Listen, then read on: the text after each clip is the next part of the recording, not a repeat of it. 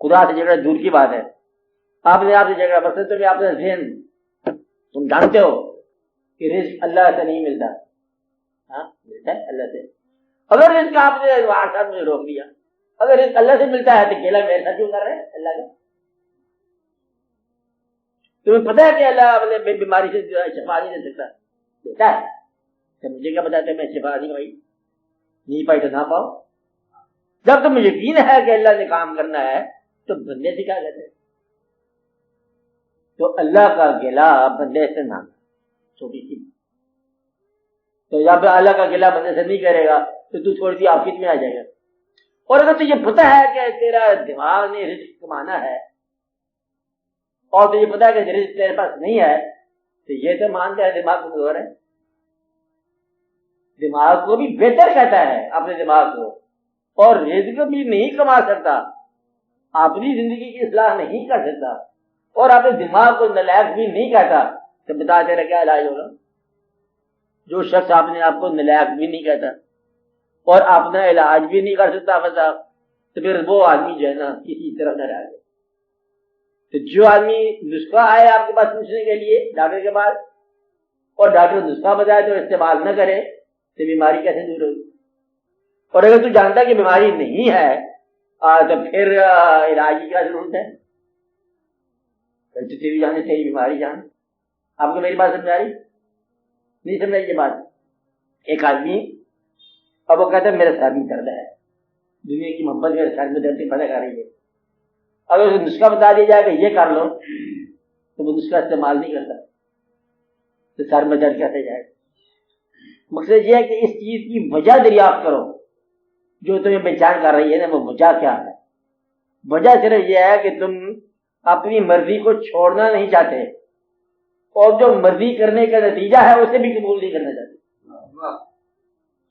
اب جو نتیجہ یا تو کہو کہ میں جانوں اور میرے اعمال کا نتیجہ جانے تو پھر سبحان اللہ کام کرتے جاؤ، انگریزی کرتے جا رہے ہیں، ہندی کرتے جا رہے ہیں. کیا ہم اپنا عمل کرتے ہیں؟ جو نتیجہ ہوگا ہم خود ذمہ رہے ہیں. اور اگر نتیجہ تم مسلمان ہو جانتے ہو کہ نتیجہ اچھا نہیں ہوگا تو پھر اپنے عمل سے ذرا گریز کر جائے. اگر عمل نہیں چھوڑتا تو نتیجہ قبول کر، اور اگر نتیجہ قبول نہیں کرتا تو عمل سے گریز کر. اس لیے یہ ہے مسلمانوں کا عام طور پر بالعموم پرابلم کہ وہ اسلام کو بھی چھوڑتے نہیں ہیں اور نتیجہ بھی قبول نہیں کرتے. اسلام میں داخل ہو گیا تو بندہ سمجھو کہ پھنس گیا مصیبت. وہ کیا ہے؟ اب تم قبول کرو اسلام کو. اسلام میں آدھا آدمی بھی داخل کرتے، یہ مصیبت. یہ اچھا دین ہے، جب تک مکمل داخل نہ ہونے تمہیں اس کی عافیت نہیں ملے گی. مطلب میں تم آدھا رستہ قابو کرو اپنے آپ کے، کچھ اپنے جیب میں سکے رکھ لو کہ تاکہ اسلام میں قبول کے جو واپس تو آ جائیں گے، واپس نہیں آنے گا اسلام.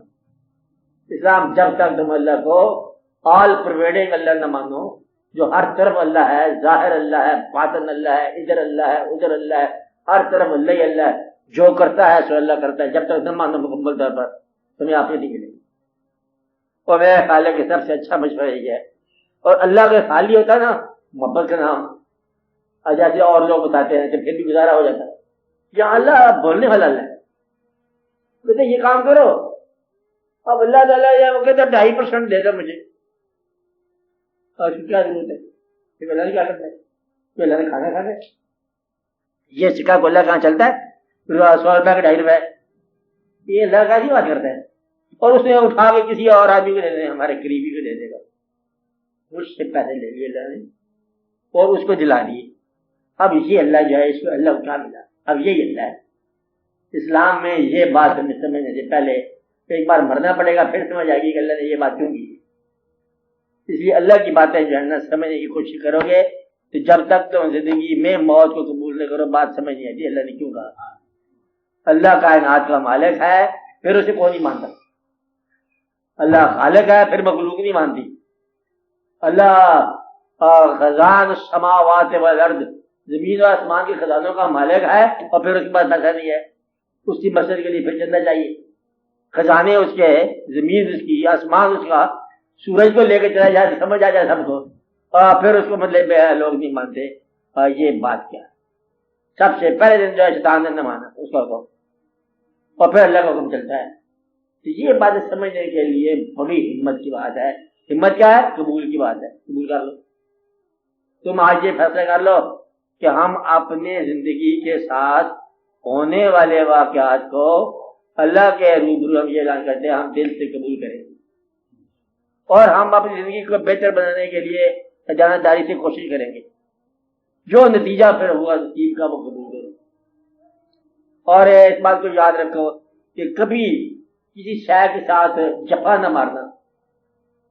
لے جاتا ہے پیسے لے جانے دو اور جھگڑا نہ ہونا. میرا مطلب یہ ہے کہ کسی چیز سے دنیا کی چیز سے محبت اس طور پر نہ کرنا کہ کہیں اللہ کو ناراض کر رکھے. یہ بڑی احتیاط کی بات ہے. نہ مال کے ساتھ نہ اولاد کے ساتھ نہ اولاد کی ماں کے ساتھ ایسی محبت نہ کر بیٹھنا کہ تمہیں اللہ تعالیٰ کی راہ سے غافل ہونا پڑ جائے. اور جب امیر ہو جائے تو مغرور نہ ہونا, جب غریب ہو جاؤ تو مایوس نہ ہونا. یہ چھوٹے چھوٹے راستے بتا رہا ہوں آپ کو اس دنیا اور دنیا کے درمیان بیلنس کیا ہے. پھر اس کے بعد آپ کو یہ چلنا سامنے جائے گا کہ اگر جوانی ہے آپ کے پاس تو اپنی جوانی کو اپنے بڑھاپے کی نگاہ سے دیکھو. اگر بڑھاپے میں داخل ہو گئے ہو تو آج تم اپنی جوانی کی نگاہ سے دیکھو کہ جوانی میں تم نے کس طرح کا بڑھاپا سوچا تھا, کیا ویسا ہی آیا, کیا کہیں کمی آ گئی, کیا تم اپنے ماں باپ کے پاس جا رہے ہو, اپنے بزرگوں کے پاس جا رہے ہو, اپنے پیغمبروں کے پاس جا رہے ہو, کیا تمہیں وہاں جا کے شرمندگی تو نہیں ہوگی, یا اپنے اللہ کے پاس جا رہے ہو کیا وہاں جا کے ندامت تو نہیں ہوگی. اگر کوئی ندامت کا اندیشہ ہے تو توبہ کا سبب اختیار کرو اور اللہ کے روبرو ہو جاؤ, اس سے شروع ہو جاؤ. یہ تو سانسی بات ہے. اس دنیا میں رہنے کے انداز کا نام ہے دین. بالکل وہی آدمی راضی ہو گیا اللہ کے اوپر تو متبکر کرایا, نہ راضی ہو گیا تو پریشان ہو گیا. اب بات اس لیے یہ بات غور کرو کہ دنیا میں کون لوگ پریشان ہیں جن کی خواہشات زیادہ ہیں. تم خواہش چھوڑ دو, جیسے دریا میں تخت بیٹھا ہوا جا رہا ہے جانے دو, کنارے پہ لگے گا مان لو, دوسرے کنارے چل جائے گا مان لو, لہریں جانے اور وہ تختہ جانے, ڈبو دے یا اسے وہ پار کر دے اس کی مرضی ہے. مطلب یہ اس کی مرضی ہے کشتی کو ڈبو یا پار کرے, تم اللہ کے حوالے کرو. یہ ہے اس کا قصہ.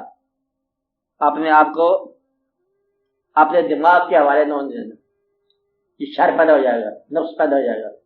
اپنے آپ کو توکل کے حوالے رکھنا, اپنے آپ کو سکون کے حوالے رکھنا, اور اپنی زندگی پر کم از کم آپ راضی رہنا, کوشش کرنا. اپنے آپ کو برا نہ سمجھنا, اپنے آپ کو غریب نہ سمجھنا, بے بس نہ سمجھنا, بے قصد نہ سمجھنا اور مغلوب الحال نہ سمجھنا. اپنے آپ کو اللہ کا نیک بندہ سمجھنا, اچھا بندہ سمجھنا. پہلے اپنی عزت آپ کرو, اس کی بندگی اور اپنا احترام. اسے میں بتا رہا ہوں, بات کو غور سے دیکھ لیں. اس کی بندگی, اس کے آگے سرنڈر, اپنا احترام اور خواہش سے اجتناب, خواہش سے گریز. خواہش کرو نا, والہانہ خواہش دنیا کی.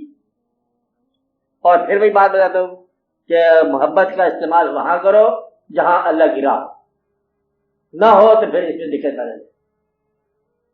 اللہ کی راہ بالعموم تمہیں بتاتا ہوں کہ مجاز کی محبت میں اللہ کی راہ اس وقت ہوتی ہے جب یہ آنند فنند دماغ کر دو, ورنہ مجاز مجاز ہی ہے. اب میری بات سمجھ گیا کیا ہے؟ دنیا کی محبت جو ہے یہی تک ہی ہے کہ یہ وجود تک رہتی ہے, اور وجود سے نکل کے روح میں یہ اللہ کی طرف سے محبت ہونے کا تعلق یہ ہے کہ انسان کے لیے پھر وہ راستہ ترک ہو جاتا ہے. سیڑھی کا تعلق چھت پر چڑھنے تک ہے. مجاز کا حقیقت بننے کا کیا مطلب ہے کہ سیڑھی کہاں تک کام آتی ہے؟ چھت پر چڑھنے. چھت پر چڑھ گئے جو شخص سیڑھی ساتھ لے کے جاتا ہے وہ پھر دقتیں پڑا جاتے ہیں, پھر سیڑھی بیکار. اس لیے مطلب یہ بات غور سے دیکھو کہ دنیا کی محبت جو ہے آخرت کی راہ میں کہاں کہاں. اگر آخرت کی راہ تم ترک کر کے دنیا کی محبت میں مبتلا ہو گئے ہو تو تمہیں پریشانی ہے.